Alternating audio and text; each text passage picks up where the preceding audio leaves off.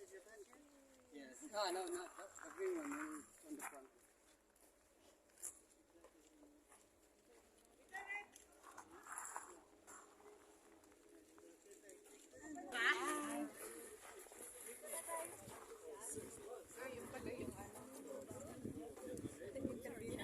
Okay.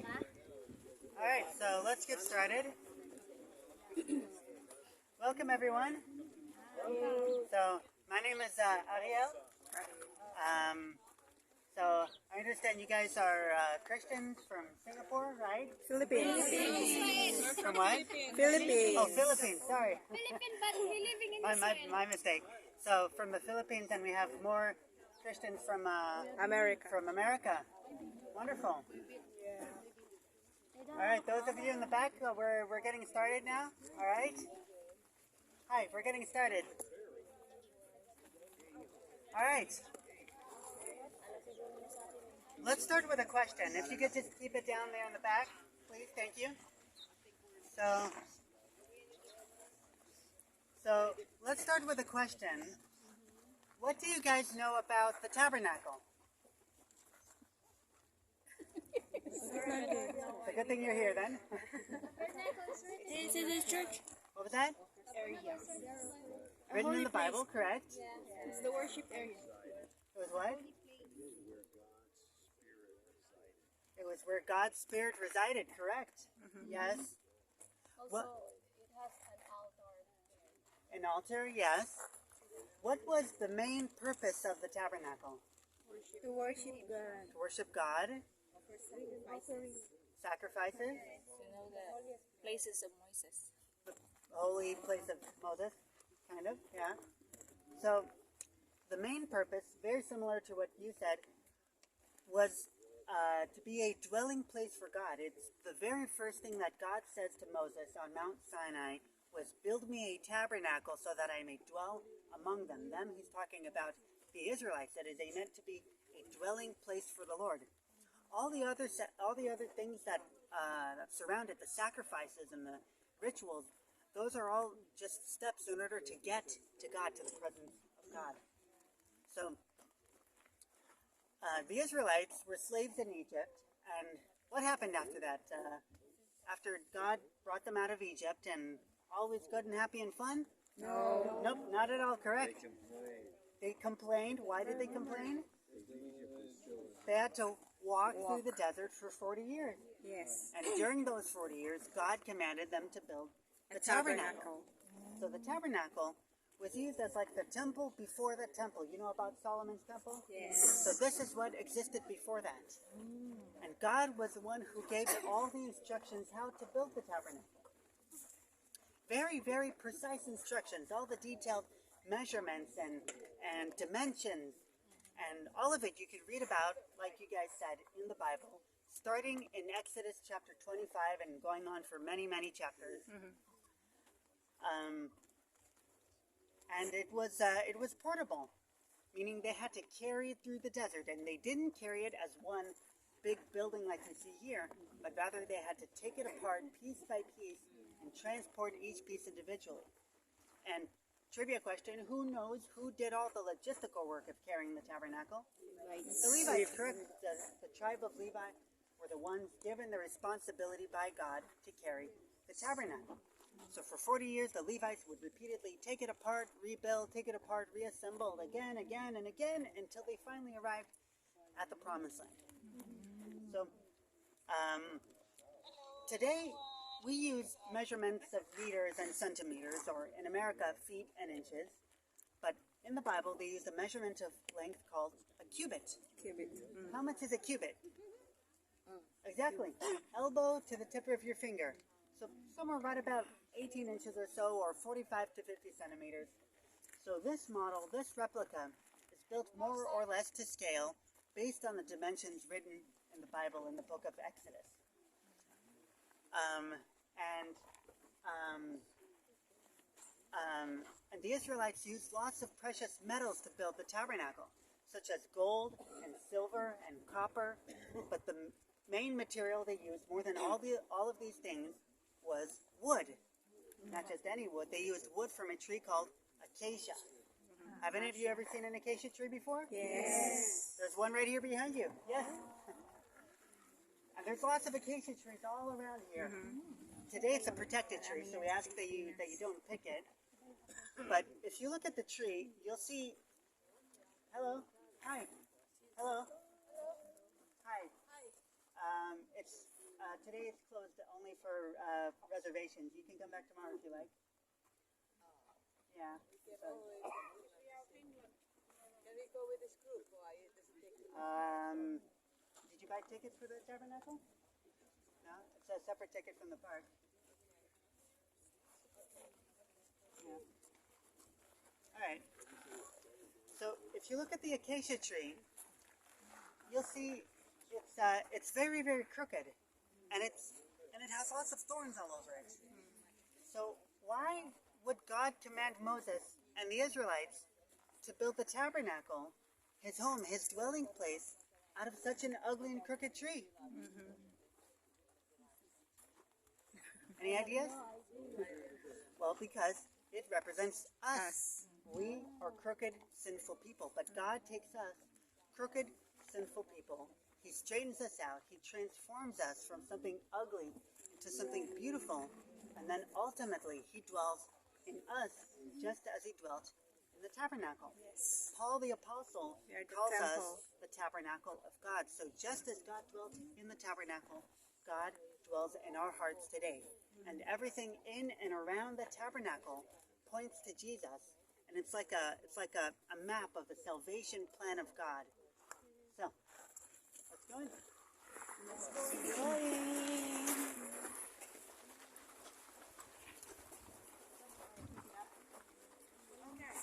Yes, you can join. Okay.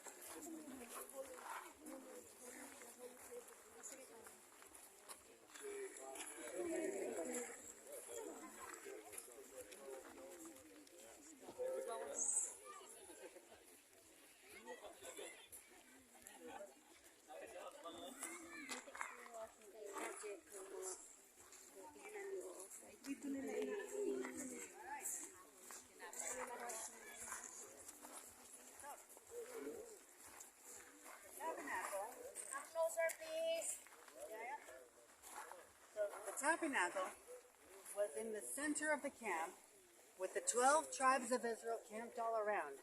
3 tribes on each side. 3, 3, 3, 3. So if you look at the flag, you can see where the placement or the position of each tribe, where they camped around the tabernacle. And the tabernacle in the center. The first thing that we see when coming into the courtyard is the copper altar. The altar was made of acacia wood, covered in copper, and inside was the eternal fire. God was the one who started the fire when they first built the tabernacle, but it was called the eternal fire because they were never allowed to let it burn out. Every day, the Levites had to go out and find wood to make sure that fire kept burning continuously. And of course, this is where they made many, many sacrifices. Many sacrifices. Different kinds of sacrifices with different purposes and different reasons. But there was one type of sacrifice that was the most important. It was called the atonement sacrifice. It was a yearly sacrifice done once a year and only by the high priest. All the other sacrifices could be done by the regular priest. Behind the altar here is a copper wash base. The wash base, thank you. The wash base was made of pure copper, and it was made from the mirrors of the women that donated their mirrors polished copper to make the wash base. So it's very likely that the priests saw their own reflection when they had looked in here. They didn't wash their hands like this, because then it would have filled up with blood and dirt. Instead, they would wash their hands, they would take the water outside and would wash their hands and their feet outside of the wash basin. And they had to do that before making a sacrifice or before going into the tent. This represents purification, that we need to be purified before we can enter into God's presence. But if that's the case, then why wouldn't this be the first thing that we see when coming into the courtyard? Why would God command them to place first the altar and then the wash basin? Because we cannot be purified without there being a sacrifice first.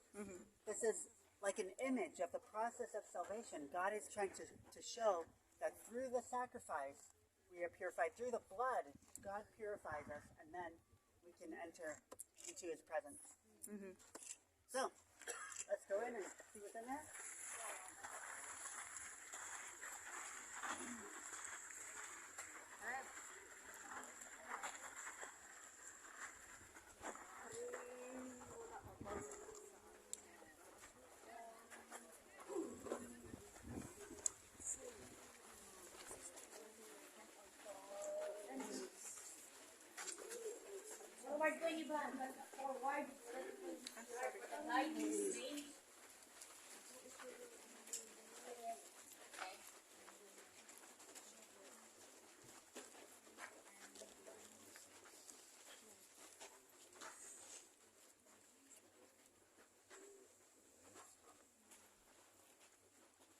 All right. So, coming a little bit further. That way everyone can fit in. All right. So, the whole compound can be divided into 3 sections. The first section is outside, called the courtyard, in which only the tribe of Levi were allowed to enter in. Within the Levites were a small family who were the priests.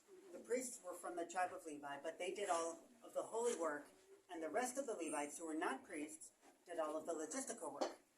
So the second part is this room that we're all standing in. This is called the holy place. In here, only the priests were allowed to come in. The third part is the most important. It's Holy the of room in the back, Holies. called the Holy of Holies. in which only the high priest was allowed to enter in, and only once a year. Once a year. Which day of the year? Yom Kippur. Yom Kippur, correct. The Day of Atonement. The same day that he was to make the sin sacrifice for the people. If you look at one side over here, you'll see the table, exactly, the table of showbread.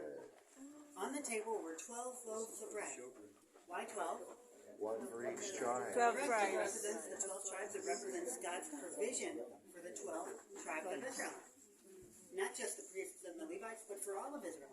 And how many months are there in a year? 12. 12. God provides all year long, not just at specific times, but God provides for all of his people and all the time.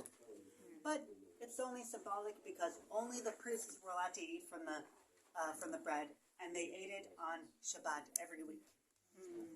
Throughout the Gospel of John, Jesus many times says, I am. The bread. And in many of these I ams, he's referencing different items in the temple and the tabernacle. Yeah. And it's important to keep in mind the context of who he says these things to. He's talking to, in many cases, the Pharisees. These are educated, learned Jews who know exactly what he's talking about when he says, for example, I am the gate, in which he's referencing the gate of the courtyard. Or when he says, I am the bread of life, he's referencing the showbread. Or when he says, I am the light of the world, The he's talking lampstand. about The lampstand. exactly the menorah. Yes. The golden lampstand, you'll see, if you look at the other side there, the menorah was made of pure gold. Pure gold.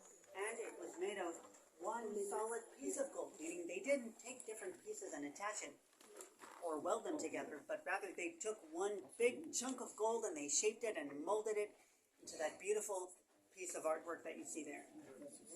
And it didn't burn with a candle like we would think of today, but rather with olive oil and a piece of string that came out the front. It was the only source of light in the whole room.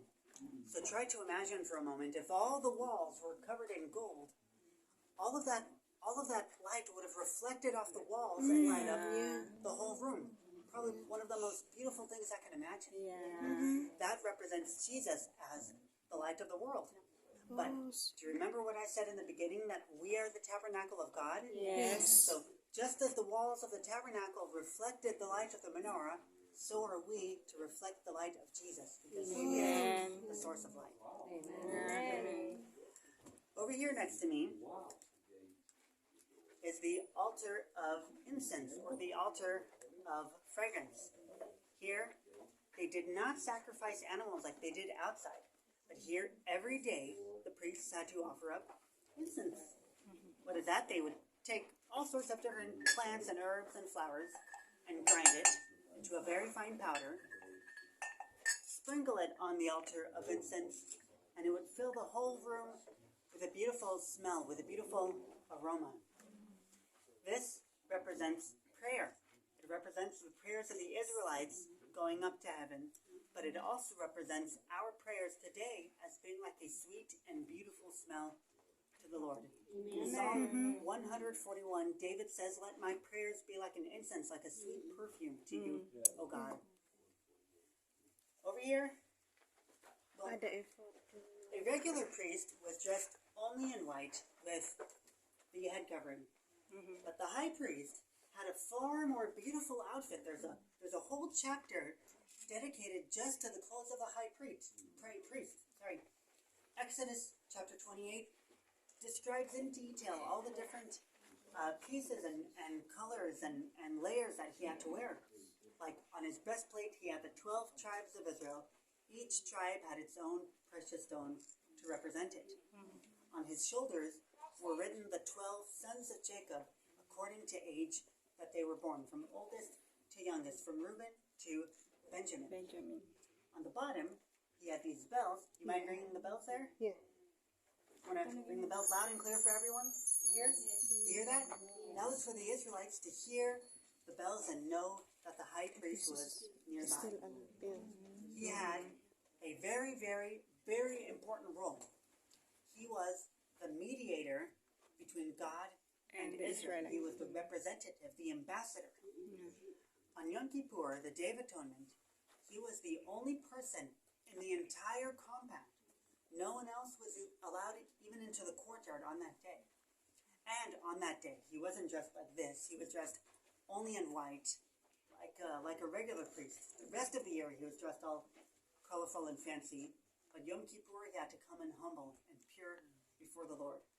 First, he would offer a personal sacrifice for himself, and then make the sacrifice for all of Israel. Then he would walk in with the blood of that sacrifice into the Holy of Holies and sprinkle the blood on the Ark of Covenant. And that would atone and cover the sins of Israel for the past year. Now, it's really, really important to keep in mind that it was the high priest who had to make that sacrifice on behalf of Israel and not the Israelites for themselves. Why? He's the mediator. Exactly. Jesus is our high priest. The book of Hebrews compares Jesus and the high priest multiple times to each other. Just as the high priest was the only one who could make the sacrifice for Israel, Jesus is the only one who can make the sacrifice for us. And the reason for that is because there is nothing we can do in our own power to receive forgiveness of sin. It is only by the power and love and grace of God. We cannot pay for our own sins. We need someone above us who is able to pay that price for us. So God paid that price for us through Jesus because we can't.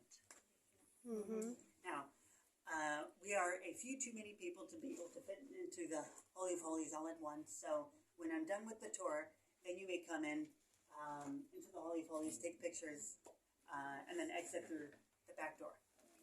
So, in the Holy of Holies was the Ark of Covenant.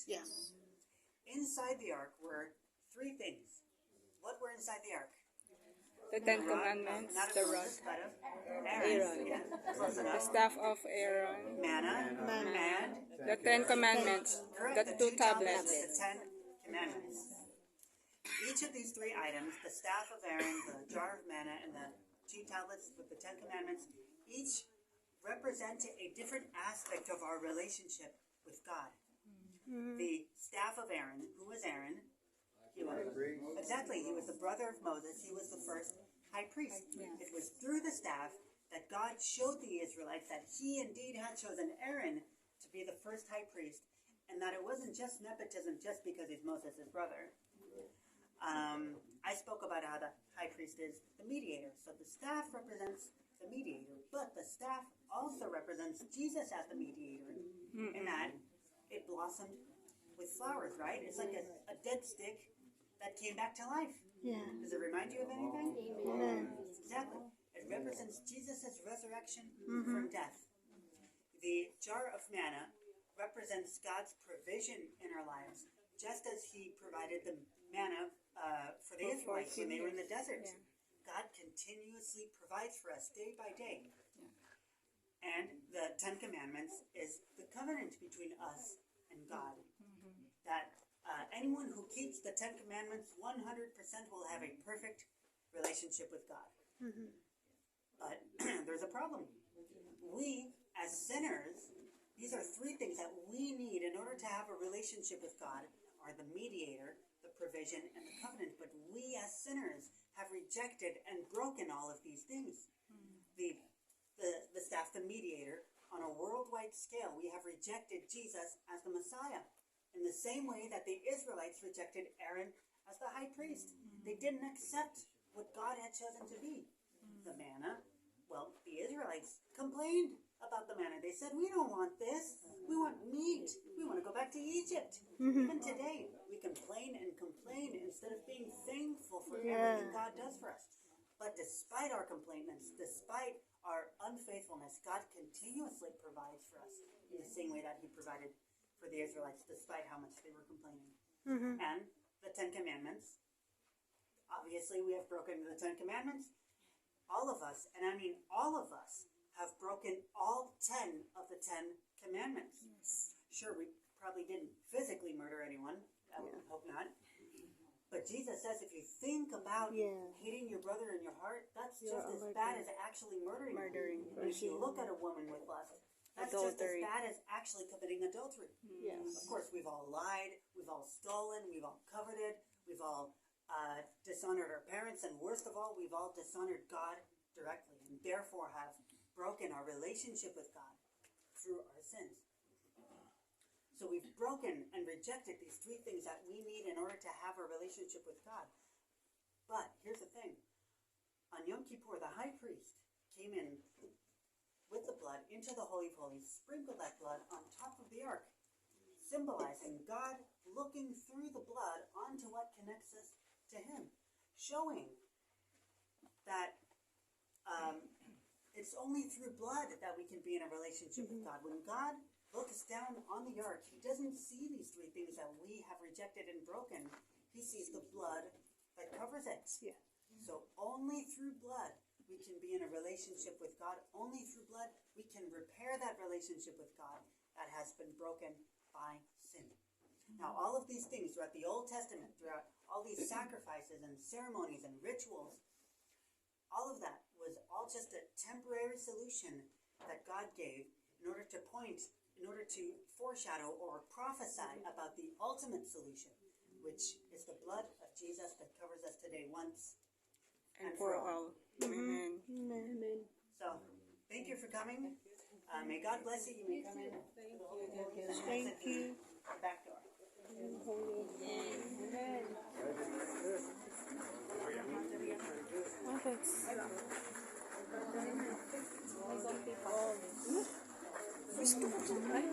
Magpipicture na ba?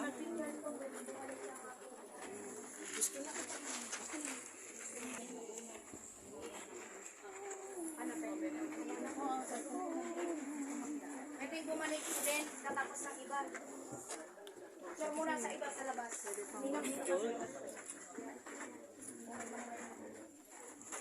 Hindi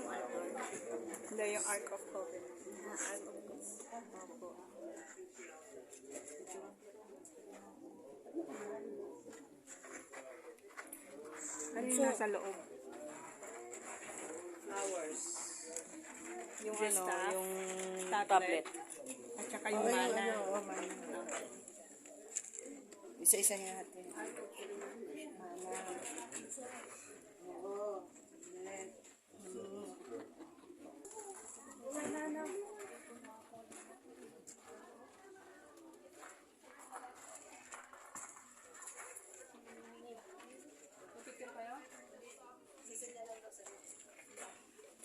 Nakalaki wala yata picture doon sa Juan. Balik na lang tayo. Ikot tayo. Pwede naman.